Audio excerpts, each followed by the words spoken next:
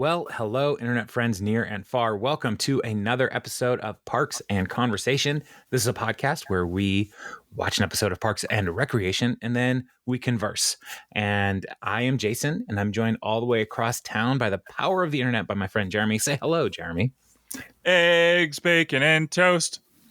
I just wanted to like the listener just for like half a second to go, wait, didn't I already listen to this one? I think that was last week. That was last week. Yeah. Well, I appreciate that. Hopefully it was worth it. And I haven't eaten breakfast yet. And so I think I will probably get to that after recording this. Yeah. By the time we get done with this, it's going to be lunch. Yes. Which is great also because I'm doing this intermittent fasting thing. Uh-huh. And I'm nailing it between meals. But I am basically skipping breakfast and eating a late lunch. Uh-huh. So, I mean, I'm ready to record as long as we can because it distracts me from the fact that I'm hungry. You eat a late lunch? A late lunch, yeah. So like around 2, usually. Wow. Yeah. But do you have like coffee or anything? Like, I have so much coffee. Okay, well that's fine then. Yeah. I have because the plan that I'm following, they're like drink water and coffee in the morning and black coffee. And I'm like, I already drink black coffee. I'm nailing it. So it's really just I should probably drink more water, but the water's in the coffie. So that's what I think. Right. Doctors like you probably shouldn't drink that much. Like, what do you know? You don't know my body. Did you go to school or something? Did you get like a medical degree in heavy quotes? Because I'm also a doctor. Sorry. Now I can also just see someone like writing their thesis on heavy quotes. Sorry, that's so stupid. A medical degree on heavy quotes? No, I got my doctorate on heavy quotes. Oh, I thought you meant they were writing about like quote obesity. Jeez. It's an epidemic. There is an epidemic of quote obesity. So like in Pawnee, pregnant pauses everywhere. After a season of pregnant pauses, I mean, it's hard to lose your heavy quotes. So yeah. Those COVID-19 quotes, they're the worst. They're sympathy quotes. Sympathy quote. I gained quite a few sympathy quotes. So that's neither here nor there. No, that's not even anything really. I don't even know what that was. That's part of the conversation. That we are promising in the very name of this show. But today we are talking about season 5, episode 21, and I didn't write down the title. Swing Vote. Swing Vote. And the basic overview of this episode is Leslie is trying to convince Jeremy Jam to vote with her to preserve the Pawnee Palms Public Putt-Putt mini golf course.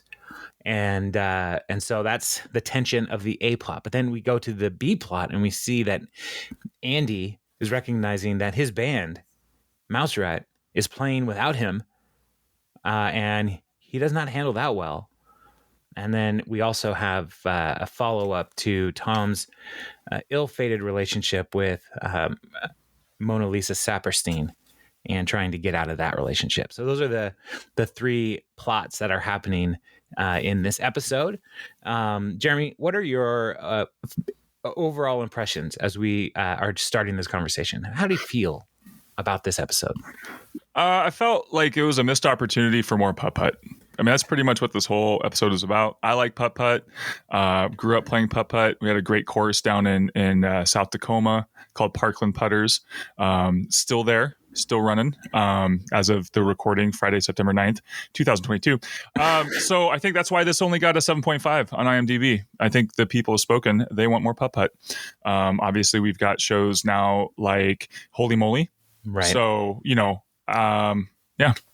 There's putt-putt content available. There is. If somebody wants it. And they were right there. They were so close. They, 2013, they really could have brought it with the putt-putt. But and also I like the snow cone slushy thing. And also I never really thought of using a straw in a snow cone. I think that would have made things a lot easier.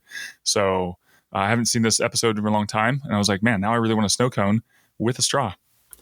Yeah, the straw is an interesting touch. And I think what the next innovation in snow cone technology, and it's really something that's already available for us, is we just need to get that McFlurry straw that has a bit like the McFlurry spoon could also be a straw. Right. It's a square straw, but still. Yeah. So we're so close. If we just rounded the McFlurry straw a bit, and I know the McFlurry straw is part of the mixing of the whole McFlurry situation. I get it. But having a snow cone straw spoon combination, kind of like a grapefruit spoon that's also kind of a knife on one side. Like, I mean, we're so close, guys. We're so close. Yeah, like a spork, but with a straw. But a straw. So it'll the be other thing, a sproul. Yeah. Yeah, a strewn. The other thing I was just thinking, like if you look at a snow cone cup, it's a conical shape. What if instead of a straw, what if we did like brought back the hat, the party hat, where you put in, and then so after you're done, you can attach like a hose to the bottom of the cone, right? And then just drink right out of the bottom of it. Yeah, Jeremy, you're a good idea machine.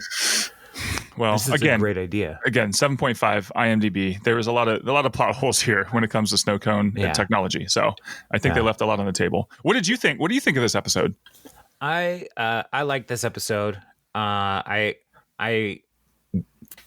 really, my favorite part is Andy and the band dynamic. Just because I used to be in a band and I left the band and they continued without me. Which was, good for them. I mean, they broke up shortly after, but whatever. And so like I went to a show where they were playing, and they were playing songs that I helped write. And it was one of those things where it's like, oh yeah, this does feel kind of weird. So it's like going to a wedding for an ex-girlfriend. It's like, this is weird. So yeah. But so I thought it was funny just the way he handled the whole situation. I did not try to get up and write my own swan song about the duckling I always wanted to be.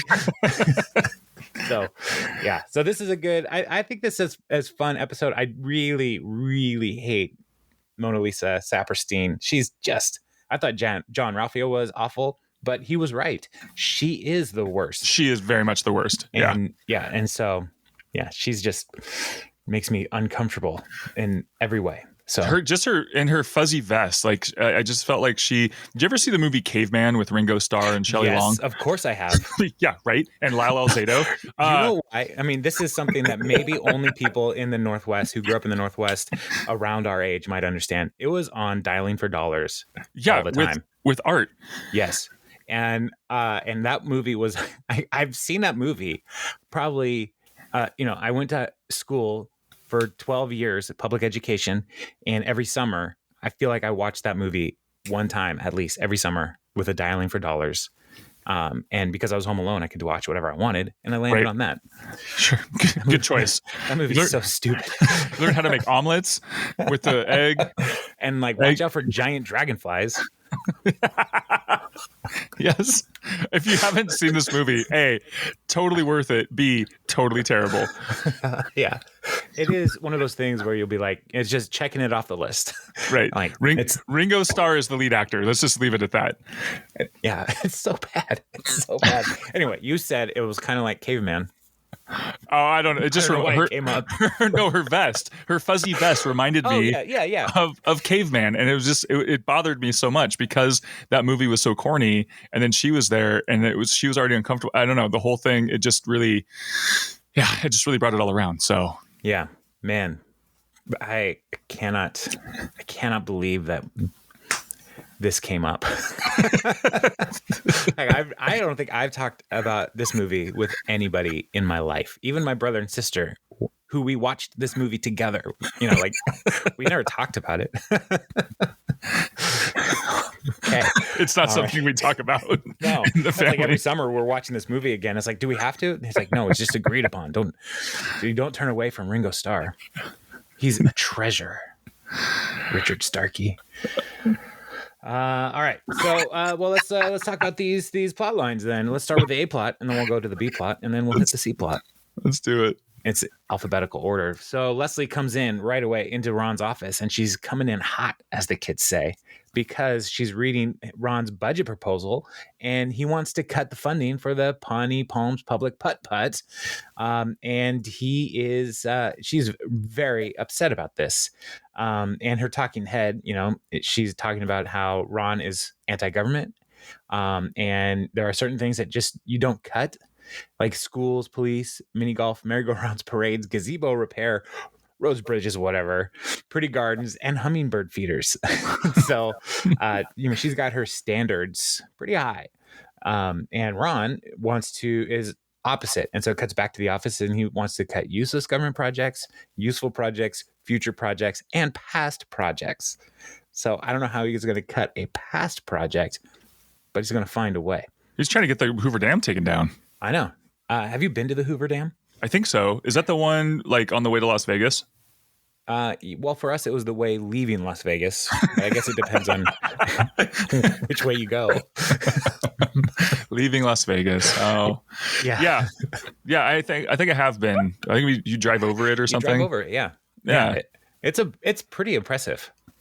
But yeah, and I was not ready for, I was about to go to the Grand Canyon the next day, and the Hoover Dam. If you're flying to Vegas and then drive up to the Grand Canyon, I think the Hoover Dam is a good primer, to get you ready to see the Grand Canyon, because it's also way amazing. But I was very impressed with the Hoover Dam. It's a big water wall. I mean, really, it is. Yeah. And it is used to create electricity, to generate electricity, to power that region. And it is an important part of the infrastructure for the Southwest. Unfortunately, the lake behind it is also going away, because all these other water projects are like, hey, we're going to take some water off of the Colorado River too. And it's not going well.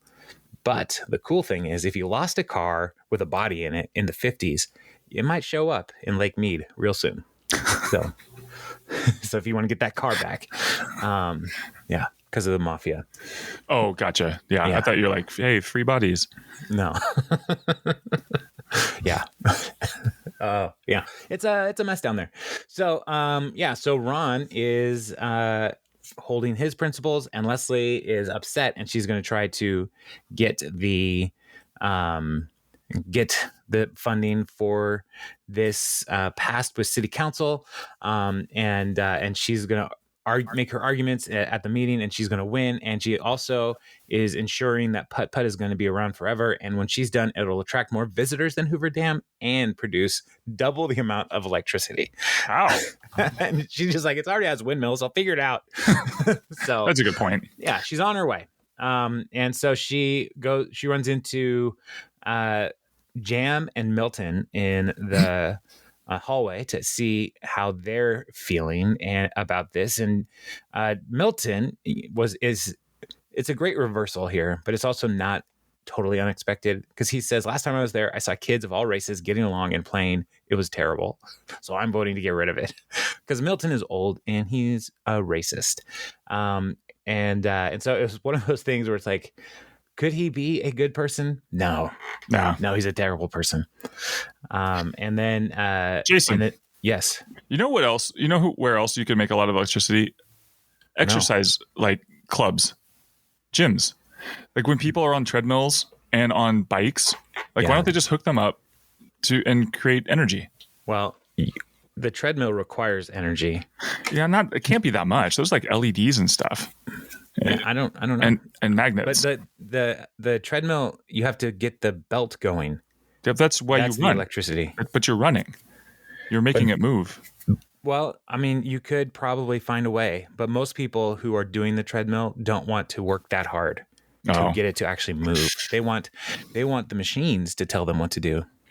Yeah. I, for one, welcome our robot overlords. Anyway, it was just. But the bikes, you could wire it up to your house right now. With an exercise bike to create a small generator, so that whenever you want to watch television, somebody has to be riding the bike.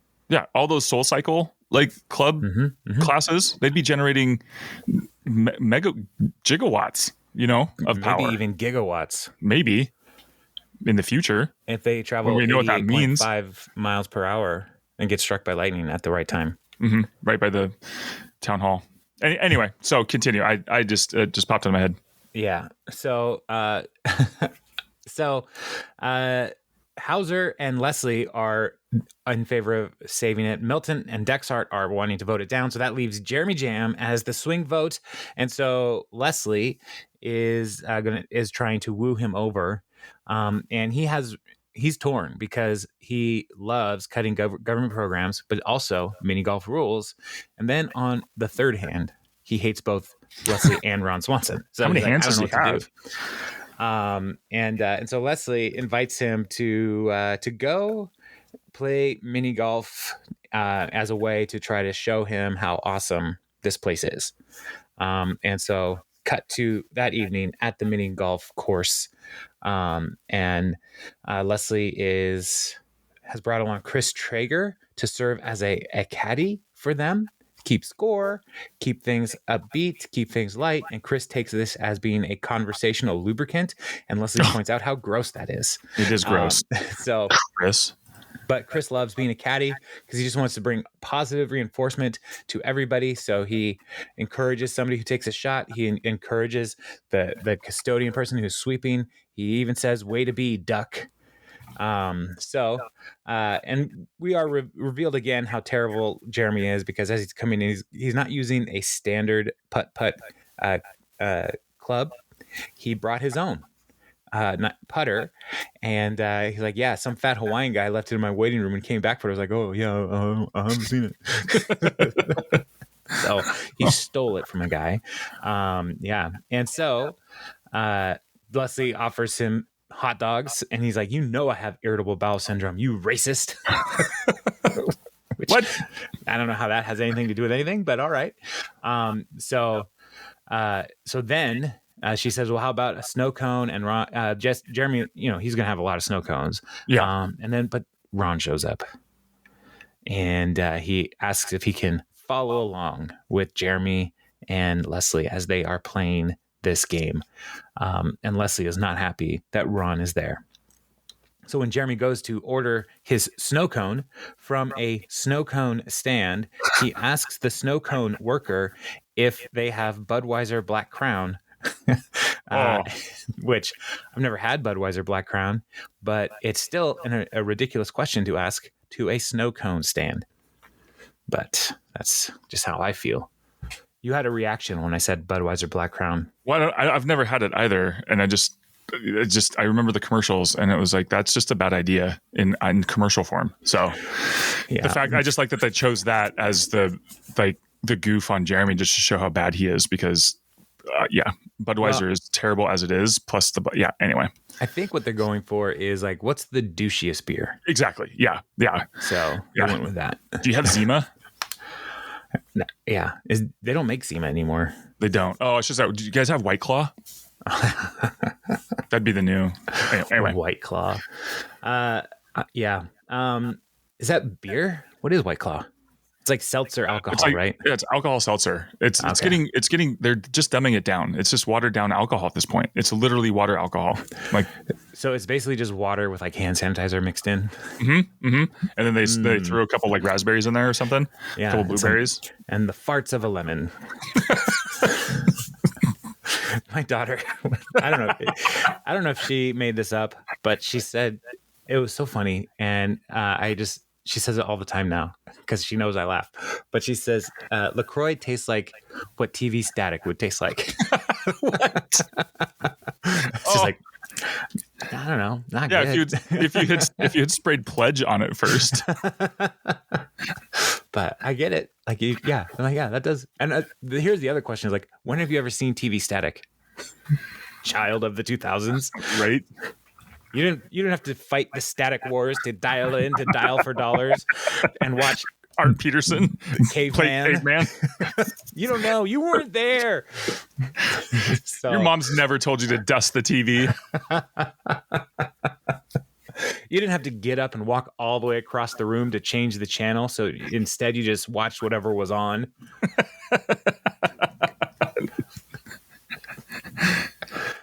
You never had to turn the switch on the little box that with the 2 prongs that attach to the screws in the back of your TV just to turn on your Nintendo.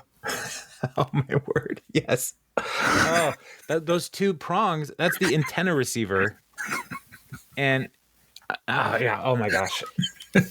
These TVs, man.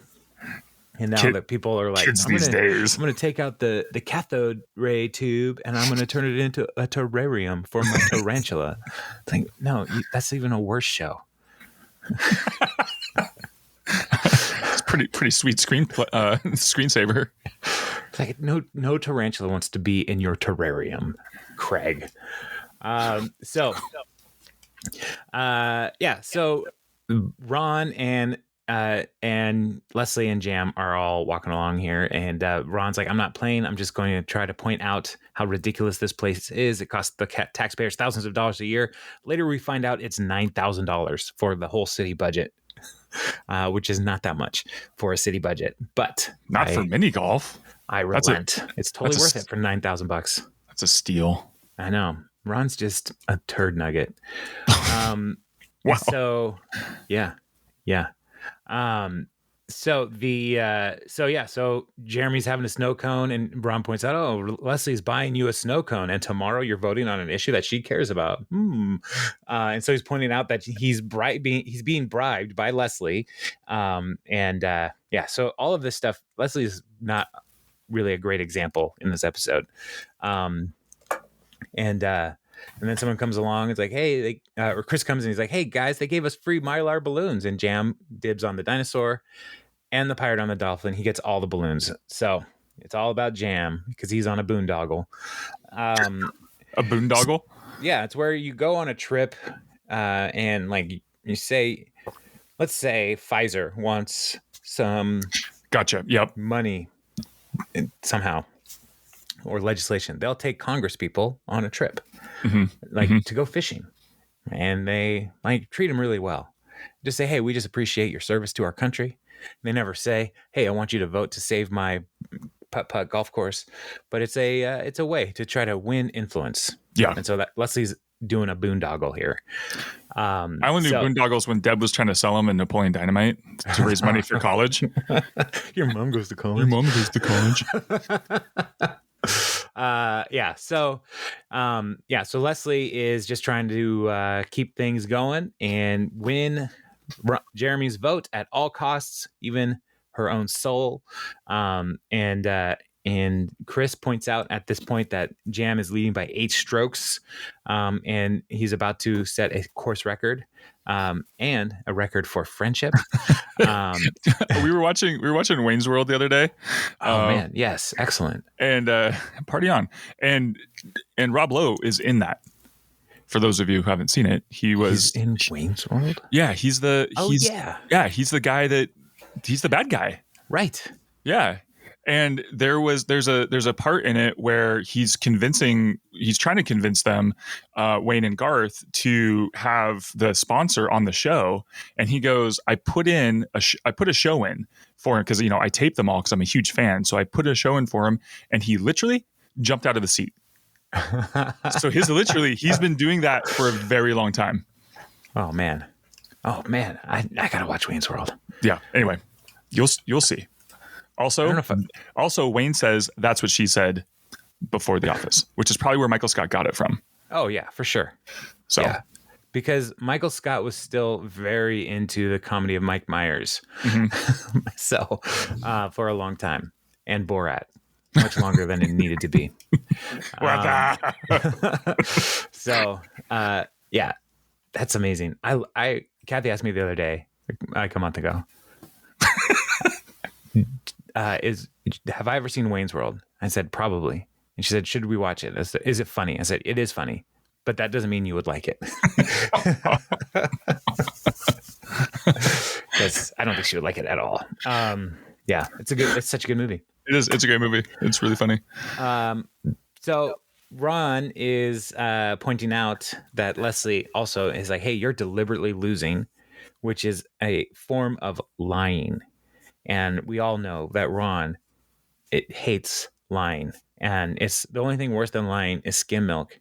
which is water that's lying about being milk. So Leslie just wants Jam's vote to keep the course open. And so Ron is trying to hold Leslie to some standards here. And cut to the next scene. Leslie is terrible at mini golf because she is losing on purpose, because she wants Jam to feel good.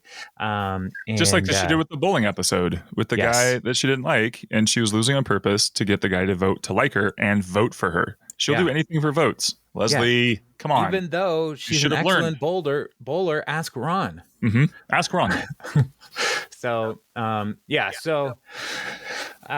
Chris is like, hey, I'm going to let Julie go home because it's getting late and Jeremy's eaten all of the syrup. So he can't make snow cones anymore. So Leslie's like, oh yeah, Julie, could you stay a little bit? Because Jeremy wants her to stay. And she's like, I have calculus homework. And Leslie's like, oh, mass youthless, which I agree with. There's an app for calculating tips. That's all you need. And as Julie's leaving, she's like, actually, math is very important, especially for young women. Stay in school. I've made my point. So then Ron comes in and is like, I made my point. Leslie made hers. Which way you're voting? And Jeremy's like, I just still don't know. I'm on the budget. I'm on the fence on this whole budget thing. And so then Ron says, how about Leslie and I play each other? And so they are going to, or Jeremy says this, and Ron's like, yeah, let's do it. An athletic competition where both parties are competing their hardest is certainly more honorable than whatever this charade is. Mm-hmm. Or, as the British say it, charade. I found out last night that the Queen loved to play charades. And I was like, all right, British guy, slow down. So they are playing, and they're down to the last holes here, and Ron is leading by 1, and he just needs to get this one shot, and Leslie's trying to distract him by saying things he doesn't like: bean sprouts, tofu, Ralph Nader. Ayn Rand is a terrible writer. Which, if you don't know who Anne or Ayn Rand is, she is the reason America is a mess. There's a lot of people who took her philosophies and her novels and almost to the same level of L. Ron Hubbard Scientology. There's people who look at Ayn Rand and say, no, she's right about everything. It's crazy. Anyway, that's not what this show's about. But Ron makes it. He wins, and he, according to this, has won Jeremy's vote. And Leslie is very upset. And then the guy comes over, is like, hey, you got a hole in one on this dragon hole. I'm supposed to give you this dragon too. And it's a stuffed animal. And Ron's like, oh, wow, I'm going to keep this trophy in my office. And Leslie takes it from him and gives it to a kid. And the kid runs away with Ron's trophy. That was a cool dragon, man, too. It was a cool dragon. It's kind of lame, Leslie. She's just not being cool this episode. Yeah, there are times where Leslie is the worst. And this is part of that. But in this journey, Leslie also learns something about principles. So, Chris points out, like, we learn the most about ourselves from our defeats. And this is one of those episodes where Leslie loses, but learns the most about herself. Yeah. Da, da, da, da. And the star with the rainbow goes by. Yeah, that was NBC, wasn't it? Yeah. Good cross. Yeah, I like that. Good tie-in. Synergy. All about the tie-ins. Synergy. The cross-vertical integration. Synergistic integration. All of that. Platform. So, yeah. Platform. Never badmouth Reagan. Next day, Ron comes into his office, and there's a giant gorilla in his office. Awesome. And this is from the putt-putt golf. And Leslie says, you know this gorilla. It used to bring joy to hundreds of Pawnee families, but then you got rid of its habitat, so it died. Your office shall serve as its monkey tomb. So Ron's like, how much did you pay for this? And Leslie was like, irrelevant. I will pay any amount of money to properly shame you. So Ron killed Harambe. Oh man. Wow, that's sad. Yeah. Harambe, everybody, was a gorilla at a zoo, I believe, in Cleveland. That somebody went in there because people are dumb, and they had to kill the gorilla because people are dumb. You said Cleveland, right? I think it was in Cleveland. Are I you looking just, it up? No, I wasn't. I was just trying to connect the dots with. Yeah. Anyway. Yeah. So, So Ron is like, listen, I hold to my principles, and Leslie thinks those principles are wrong and they stink, and they disagree. And and Ron's like, thank you for my new silverbacked friend. I like him very much. I will call him $9,000 of taxpayer money, the gorilla. It's a long name. Yeah. And Leslie's like, his name is Mr. Fuzzy Face. So Leslie's upset. She leaves. She goes to her office, and Jeremy comes in, and he's like, hey, what's up, yellowhead? Which is a weird thing to say to somebody. And Leslie's like, hey, you won. Ron got your vote last night. And Jeremy's like, but everybody knows my word is garbage. So well, Yellowhead is kind of like, I mean, the least offensive thing, because at least it's like when you call somebody redhead, right? So at least he's a jerk to everybody. I guess. What's up, brownhead? I don't think we should. We should say that. No, you should never say that. Never mind. Yeah. So he's awful. So Leslie is being confronted with, with her own complicity in Jeremy's awfulness, because he points out, like, hey, don't look so shocked. A few months ago, you traded me your office for the swimming pool. You brought in a teenage girl last night to put me full of snow cones. This is simply how people like us operate. Oh. And this is the moment that Leslie learns, I don't want to be like Jeremy Jam. So she goes to Ron's office to say, first of all, that his code of honor drives her nuts. That congratulations, that Putt Putt has been defunded, and that she's furious that only because Jam is going to double cross you, and I made him stick to his word. And then also, I'm furious that Putt Putt has been defunded. I'm sorry that the gorilla's blood was on your hands. 'Twas Leslie that killed the beast. 5, Putt Putt is for children, and they are the future. And she's going to write a whole thing to save it later. And then his code of honor drives her nuts, but makes him a wonderful human being and proud to call her friend. And so Ron offers her a drink, and they sit down talking about all of this. And Ron points out, like, look, you are in politics, and there's going to be a lot of people like Jeremy Jam along the way that you are walking. And so just don't be like Jam, but also, is that really the path you want to walk? And then Leslie says, I'm going to put that gorilla back in when Putt Putt reopens. And Ron says, that gorilla was a gift from a very determined coworker whom I respect. And there's a certain code of honor that accompanies gift giving. I think Ron just genuinely likes the gorilla. Oh yeah, for sure. I think it's like his avatar.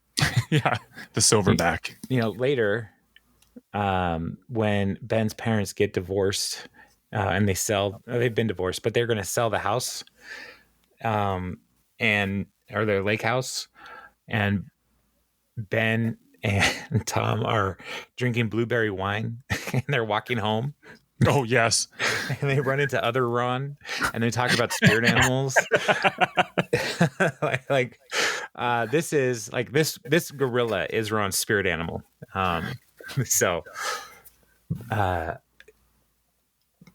What is, I'm trying to remember Chris or Ben's, I think it's like baby snow owl or something like that. And Ben's like, yes. So sometimes you eat the gorilla, sometimes the gorilla eats you. I love that movie too. So many good movies. That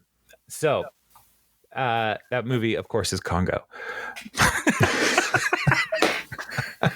Michael Crichton's #1 animal-based movie franchise of all time. That movie, I actually really liked that book. Oh, yeah, the book was amazing. The book was really good. It was fun. The movie was fine. But what ruined it for me was when the lava's coming through and the gorilla cannonballs into the lava.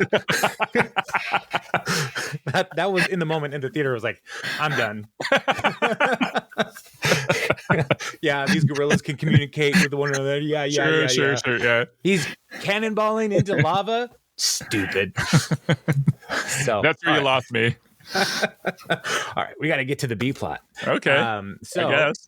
I guess they're at the bar. Andy, Ben, and April are at the bar, and they're celebrating that they were able to get a donation for the Redwood Music Program, which was something Andy was passionate about.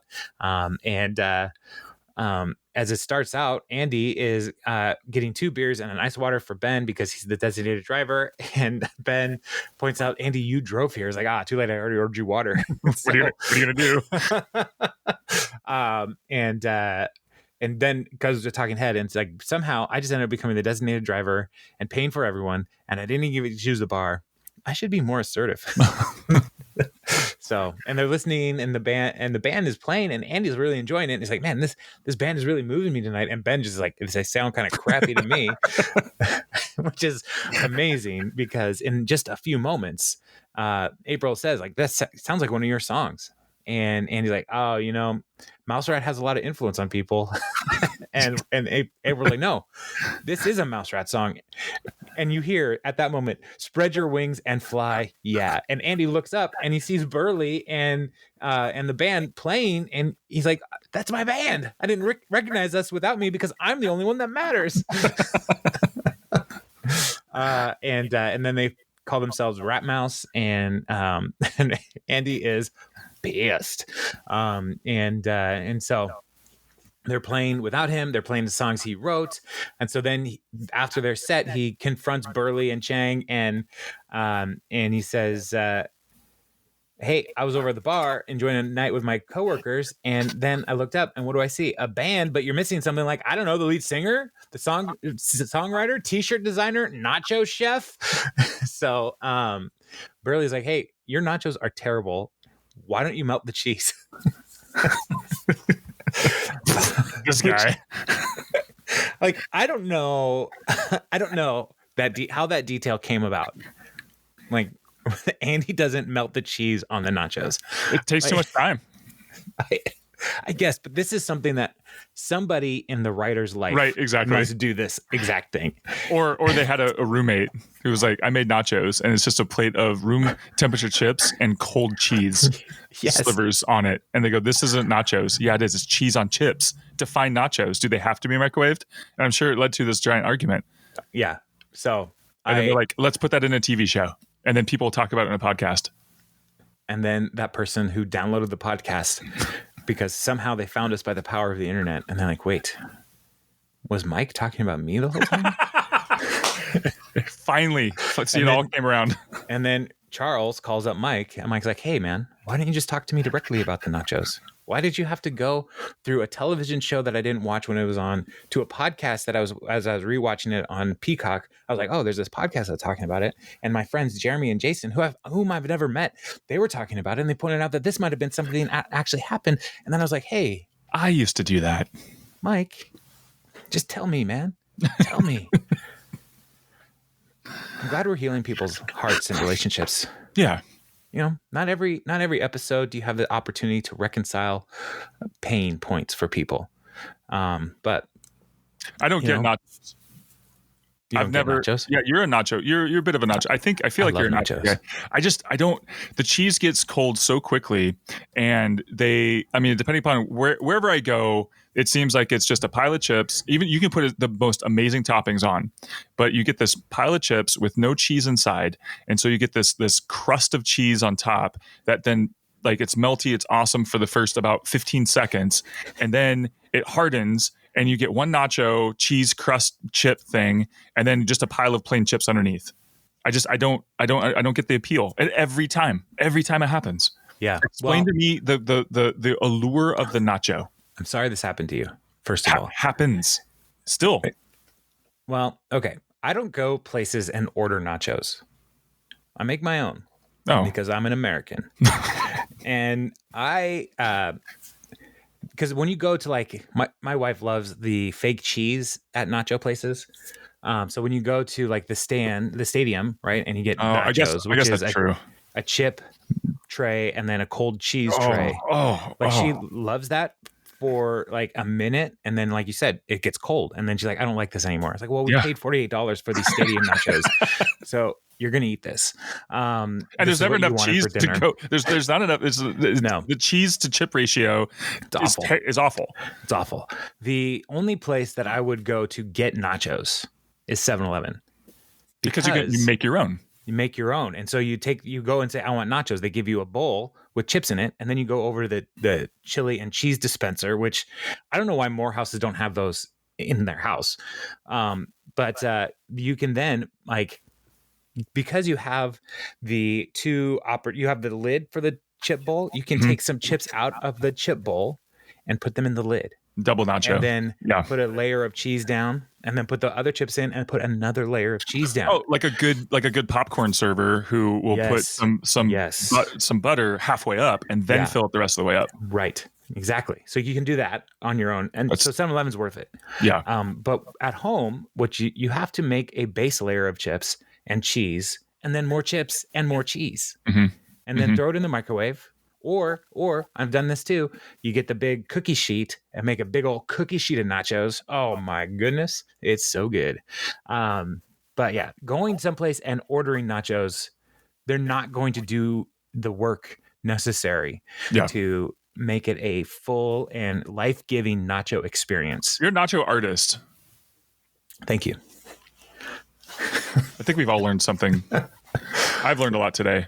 I just haven't explored nachos enough, and I'm going to stop ordering them at places. Don't order nachos at places. Make your own. That should just be a T-shirt. Don't order nachos. Yeah, I mean, there's no reason that you should spend $14 for nachos at Azteca. Like, if you're doing that, you're a sucker. You're a sucker. And the folks who are running that local Azteca, they're just like, look at the sucker. Look at that gringo thinking they're going to get a good nacho experience here. They can do this at home. So anyway, pre-funk before you go to Azteca. I don't know if everybody heard that I have not eaten breakfast yet. Let's go. Breakfast. Theories. You think there's breakfast nachos? Oh man, you know what I want to do is, and I've seen this around, I just haven't been able to go to someplace that has this, but ice cream nachos. Continue. What is that like? Like with you take a waffle cone, right? Yes. You break it up into like chip shapes. Sure. And then you do the same thing, but layers are you get a soft serve layer over the different elements, and so you have to have a good thick waffle cone, but you like take pieces of the waffle cone and scoop the ice cream out with it. You can put your chocolate sauce, your caramel sauce, your candies, all kinds of different stuff. It's a dessert nacho. I'm for it. I'm totally for it. We should just open a nacho restaurant. Breakfast nachos, regular nachos, dessert nachos. Yeah, so like a breakfast nacho would just be like tortilla chips and eggs, and cheese and like sausage. Yeah, it's like a really difficult breakfast burrito. Yeah, like it's gonna break anyway. The deconstructed burrito, breakfast burrito. Yeah, I saw something that said, it's a meme. I love it every time I see it. But if tacos can fall apart and they're still awesome, so can you. Yeah, because when a taco falls apart, it turns into nachos. Exactly. I saw a thing that was so brilliant. It was a taco. So you get a plate of tacos, right? And then you have this funnel that is on the bottom of the funnel is a tortilla. And so you eat, you eat over the funnel, and all the stuff that falls out falls into another taco. That's genius. It's like, why do I not have this? It's tacos all the way down. Just taco. So good. Load it up. Yeah. Again, I have not eaten. All right, we got to get going. So Andy confronts them, and they're like, "Hey, we tried to tell you, and we called you like 20 times." And Andy's like, "Well, I dropped my phone in a bowl of cereal last week, you idiot. And if you had bothered to call me, you'd have known that." Now, here's the thing about cereal. I don't get I'm kidding. Oh man, if we're talking breakfast tacos, there's no reason. I mean, breakfast foods like breakfast nachos, but also like, what if we had breakfast tacos? And the breakfast taco maybe has a instead of meat, like eggs, you put cereal in there. So it's like a crunchy taco with a soft shell. We'll workshop this, man. But I think we got to get through this, or else I think your blood sugar is getting low. You got to just keep going. You're gonna pass out. I'm doing fine. All right. And so Andy calls them Burley and the Backstabbers, and he's upset. And such a good name. Yeah. And so and they're like, Burley points that out. It's a good name. And Chang's like, yeah, he's really good at coming up with names. So Andy is like, well, I'm done with. He's talking to April and Ben. He's like, I'm done with that band. I mean, I'm an adult now. I work 2 part-time jobs. And so he's like, I don't need the stress of playing guitar with my friends every few weeks. I also like to point out Andy's awesome Pearl Jam shirt. Yeah. Anyway. Yes, you are a big fan of Pearl Jam. Yeah, I like the Pearl Jam. And when Eddie Vedder said, dude, you just did Eddie Vedder's impression of Dave Matthews. A little baby. Wow. Yeah. Which Andy loves both, so it's fine. Yeah. But when Eddie said that, and that really hit me. And April is trying to like be supportive. Is like, yeah, all right, they're terrible without you. Burley's terrible, and it's like actually has a really beautiful voice. Yeah, Ben. And, so April keeps like, whenever Andy like says something nice about Burley and the band, I love how April is like automatically blaming Ben like he's the dog that farted in the room. It's like that's what's happening. So like but and April is like, I only listen to like German death reggae and Halloween sound effects. So Andy's band isn't really my thing. And Bette Midler. So obviously. Yeah, but she loves Andy. Like in that, like she actually cares about it. Him. Right. So yeah, she wants to be supportive about this major life decision. And so he's going to retire from music, but first he's going to do a farewell performance on the stage 2 nights. And he's going to show these folks they made a huge mistake. And so all he needs is a piece of paper, a pen, 4 more beers, a computer fan, and they need a lightning bolt of inspiration. And and then Ben says, what's the computer fan for? And Andy says, sometimes you use a computer, it gets hot. The fan cools it down. He's not for him. He's like, oh no, I do need a new computer fan. Oh, I thought he was calling himself a computer because he was working so hard. Like, I need to be cooled down. No, I think he you just remembered that he needed a computer fan. That's how I'm going to read it. Okay, I like it. You can read it your way. It's left vague on purpose. So like a Pearl Jam song. Yeah, exactly. Even flow. And then other things are coming out of his mouth. So the Andy gets up on stage like, hey everybody, I'm Andy Dwyer. And you may have known me as the artist formerly known as the lead singer of Mouse Rat. Well, after tonight, you'll only know me as the former artist formerly known as the lead singer of Mouse Rat. And he announces his retirement, and he's going to sing a swan song. And he starts singing, and it's actually about a golden swan of a man, and how he made incredible nachos, and everybody claimed they loved them. And then the bandmates screwed him over with a massive rock and roll shove. And then he sings, "This is my swan song. Watch me fly." There's 2 things he puts in every song. Yeah. Chase your dreams and spread your wings and fly. That's right. Yeah. So he's retiring. And then he goes up to Burley afterwards and says, I just want you to say, I'm sorry I haven't been to rehearsal, let you sing or write songs or walk on stage in front of me. And he's like, I love playing music with you guys, and I want you back in my life. Wait, I lost some stuff. Oh, man. I totally cut some things out. No, he was like... Because he comes into the office in a suit. Oh, that's right. And he's like retiring from the band, and he, man, boo, I messed it up. And so but he's retiring from the band. I got you. Because he says, this is how, because he comes to the office and he has a briefcase and he goes, coworkers, I bid you adieu. which is goodbye. Goodbye. And Donna's like, whoa, fancy Andy. He's like, oh, me? No, this is just how I dress now. Because funny goofball Andy's going to be gone. And he goes, now all you're left with, the professional remains. I'm an adult now, and I'm going to focus on business because it gives me more time to play video games. So, and then April's like, no, but the band is so important to you. Call Burley, get it. He'll have you back. He goes, why? So they can steal my swan song. Jokes on them. I forgot it.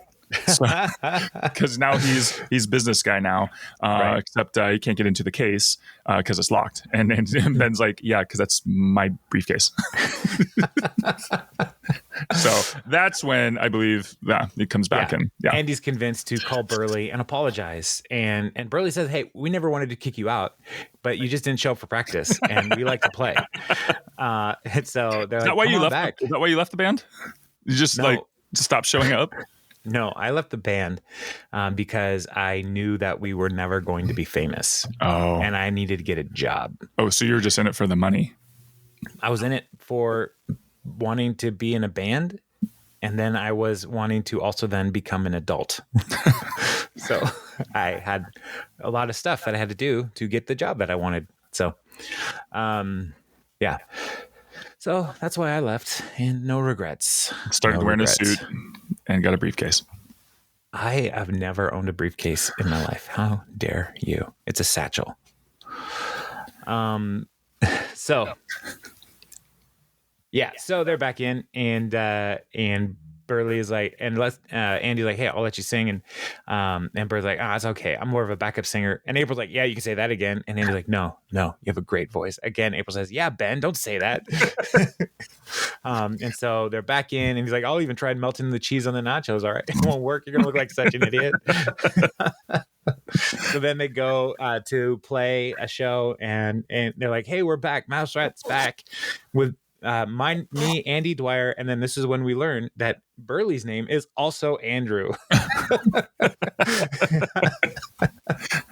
So Andrew Burleson on lead vocals. He's like, 2 lead vocalists. Who's ever done something like that? And then Ben yells out, the Beatles. Because of course he would. Because he's right. And Andy just stares at him, and he's like, 3, 4. Counts them in. So, yeah. Yeah, that's my favorite plot line of this episode. Yeah. And then we get the C plot, which Tom is dating Mona Lisa, and he needs to break up with her because she's awful, and so we get a scene where they recognize how awful she is, and Tom has a talking head was like, dating her is awesome, except that I live in constant fear for my life. So I guess it's time to do the mature thing and have someone else dump her for me. Mm-hmm. And so he goes to Anne, and he's like, hey, I need you to break up Mona Lisa for me. And Anne's like, I'm not going to do that. And he's like, but I'll give you that Chanel blanket that you love so much. And so Anne's on board. And so Chanel O'Neill. Yeah. Chanel O'Neill. That's my favorite. So Anne goes to talk to Mona Lisa and say, hey, you remember me? I used to date Tom. And Mona Lisa pulls a screwdriver out of her purse. Is like, oh, you want to do this? I will bite you. and Anne's like, I don't want to fight. And she's like, okay. And just puts the screwdriver back. And she's like, I just want to talk to you about Tom. I know him pretty well. She's like, do you know his ATM pin? Because I can't crack that code. And she's like, no, I know just dating him drove me nuts. He was a total control freak. I had to put a coaster down everywhere. And all the coasters were made out of pictures from Diddy's Instagram, to which Mona Lisa responds, Diddy's on Instagram? Why didn't anybody tell me that? And then she yells at everybody, like, why didn't y'all tell me that Diddy's on Instagram, you jagweeds? And she's like, who are you yelling at? The jagweeds. So, but then Anne is like, about his tough financial situation, right? And she's like, what are you talking about? He owns his own business. And she's like, well, he's borrowed a lot of money. When you're not around, Tom drinks tap water. And she's like, what? And she goes over to Tom, like, you're broke. And she's like, yeah, I don't go out with poorsies. So she's like, Tom's like, oh yeah, I'm totally broke. Are you upset about that? And so they're broken up, but now Mona Lisa's like, Anne's my new best friend. Let's go dance. And so cut to the evening continuing, and this is all happening at the bar where Andy is wrestling with his future in the band. And Anne comes back out, and she's totally made over. And Mona Lisa gave her this makeover with covered in glitter and Anna Nicole body spray, which is something that she's just continuing to make on her own with water and baby oil. So that's gross. And so Anne's like, now you, Tom, need to break things off with me and Mona Lisa, because I can't be in this relationship. And Tom's like, I try not to get involved in other people's personal relationships. And so Anne is trying to convince Tom, like, you need to get me out of this friendship. Cut to another scene. They see Mona Lisa coming, and Tom's like, okay, follow my lead. And they start making out. And Mona Lisa's like, what is happening? And this is what she says. I'm going to quote this. All right. And this is all what she actually says, because they are on TV. They can't say all the things. All right. But it's so brilliant. What the mother effing seeing essing effing king F is going on right now? I just love that they did that. So, yeah. So Tom's like, sorry, we can't keep our hands off each other. And Anna's like, very accurate. And then Mona Lisa's like, all right, so you want all of us to get together then? And Anna's like, no, you are totally misreading this whole situation. And Tom's like, well, maybe hear her out. So no, Anne's out. I'm out here. You still owe me a blanket. But Tom is like, no, we should not date. And Mona Lisa's like, oh, me neither. And so she's like, I've been single for an hour. It's great. And so she then looks over at this other person. Like, hey, just some random woman. They're like, hey, you got to get together with us. And that lady's like, all right. And so there's one more craziness here happening in their relationship. Next day, Anne is in the courtyard. Tom brings the blanket. And Tom says, like, that woman, that random girl she grabbed after you got in the fight, they got in a fist fight in the parking lot. And eventually, Mona Lisa threw a cinder block through the girl's windshield, and she took all her birth control pills and said, "Now you're going to get pregnant." And then she turned and sold those as ecstasies to a bunch of college kids that were drinking Goldschlager at a gas station. So he's still not totally out of that relationship, but he did bring the blanket, the chenille blanket, but he also gives her some rules. And he's like, you have to be nice to Chenille O'Neill. It needs to be brushed regularly with a lint roller and kept out of direct sunlight. And if it's ever at one picnic, I swear. And then Anne's like, fine, whatever, keep it. I don't want it anymore. And Tom ends the episode with the blanket. Yay! So the only person who has no real transformation in this episode is Tom. So, yeah. He may or may not have gotten out of a relationship. No, he's still in the relationship. Yeah. So, yeah, because Mona Lisa is a emotional vampire. So, yeah, so that's season 5, episode 21, Swing Vote. All 3 plot lines. We had. I think we covered some good ideas about nachos, breakfast, dessert, lunch, dinner. Lunch and dinner nachos could be the same. Sure. Let's work in those breakfast and dessert ones. A little bit of crossover there. Yeah, we talked about snow cones. Mm-hmm. Mm-hmm. Yeah. Yeah, we covered everything. I think we covered quite a bit. I think next week is, I believe it's the season finale for season 5, episode 22. It sure is. Are you better off? Yep, that's the one. And then we'll wrap up season 5. And then we'll only have 2 more seasons of Parks and Recreation to go over. Oh man, it's happening. It's coming quick. This series also has time travel. It's true, which I love when we get to it. So yeah, all right. Well, we should stop. Let these people, these fine listeners, go on with their day. Find their dessert nachos. Whatever, man. You just want to go eat. Maybe a little bit. Okay. So all right. Well, I will see you later. And have a good day, man. You too. Bye.